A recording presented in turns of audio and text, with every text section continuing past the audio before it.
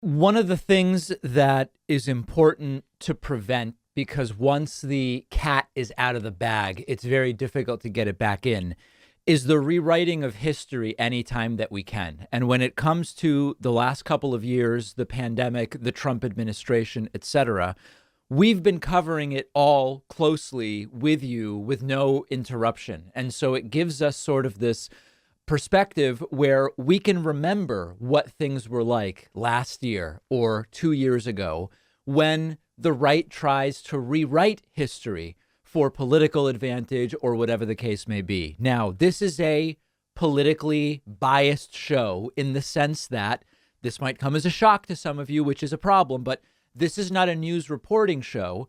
This is a news commentary and analysis show. I'm on the left. I'm a progressive. That's my perspective.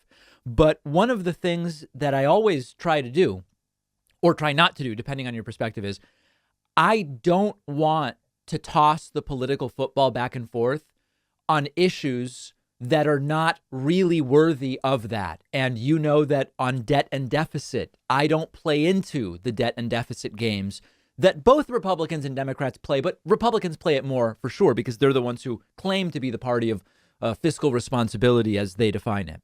On gas prices, for example, I've told you guys when it was Bush that was president, when it was Obama, when it was Trump, now under Joe Biden, the American president has very little influence over gas prices. So I don't use gas prices as something to praise or beat down a president. These games are boring to me. We're beyond them. And now the issue of supply chain and shortages is taking exactly the same tone and color. It's Joe Biden's fault. If, as the other day when I went to the grocery store, I couldn't get my Granny Smith apples, and I tweeted about it and got into a funny exchange with Sam Cedar about it. But I'm not blaming Joe Biden for that, much like I didn't blame Donald Trump for the shortages we saw earlier in the pandemic. But the right wants to play the games.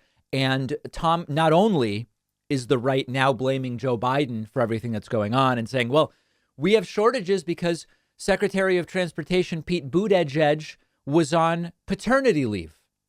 It even led to sort of homophobic stuff about, oh, he's learning to breastfeed and stuff like this. And now Republican Senator Tom Cotton went on Laura Ingraham's show last night and said, we didn't have shortages under Donald Trump during the first year of the pandemic. What? This is beyond parody. Take a listen to this. In the morning.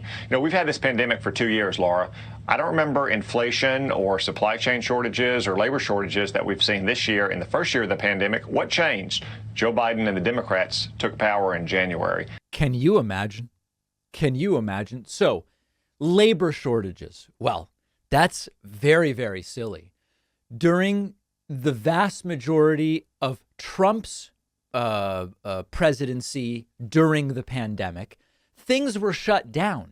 There were too many workers in the sense that a ton of businesses were closed. Entertainment venues, movie theaters, sporting events, many restaurants when it came to in-house dining rather than just takeout.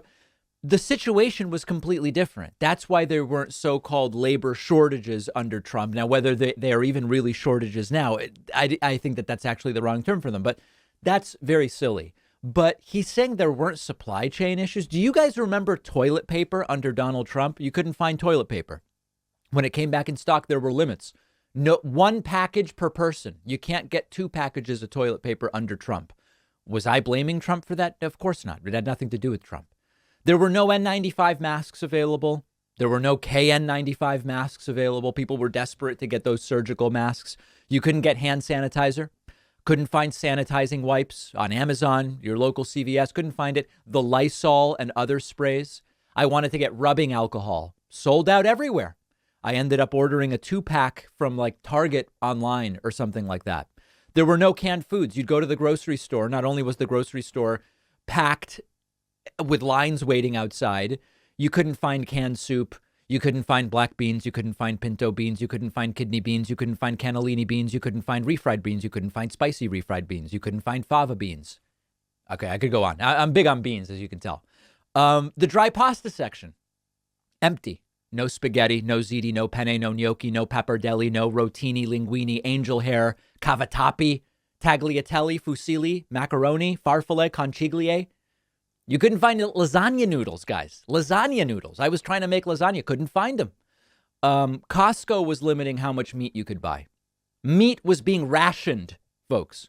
Whole Foods said you only one of each kind of frozen fruit or vegetable. I wanted 2 packages of frozen mango. I was only allowed to buy 1. There was no flour and sugar. People were baking like crazy due to boredom. Ammunition was sold out everywhere. Remember that? And Tom Cotton doesn't remember anything like this before this year under Joe Biden. What? But the important thing is, no one was blaming Trump for that back then. Even people on the left weren't saying it's Trump's fault that there's no toilet paper, because it would be idiotic. Just like the other day at the grocery store, I wanted my beloved Granny Smith apples and they were sold out. Thanksgiving probably had something to do with it. The green apple, very, very strong for apple pie. Let's put that aside. It's not Joe Biden's fault. If anything, it's Thanksgiving's fault. Okay, these guys have to give it up. I mean, it's on us not to allow them to get away with this. It was not Trump's fault, but there were shortages under Trump. And it is not Joe Biden's fault that now, I wanted to get quiche crusts the other day and they were sold out. I'm not blaming Pete Buttigieg's premature twins that he has adopted. It just has nothing to do with that. It's very silly. Let's not allow them to rewrite history. One of our sponsors is Allform, hands down the easiest way to custom build your own sofa. You choose the premium fabric you want. You choose the sofa size, shape, color, even the color of the legs. You can customize every aspect of your new sofa to make sure it's the perfect fit for your home.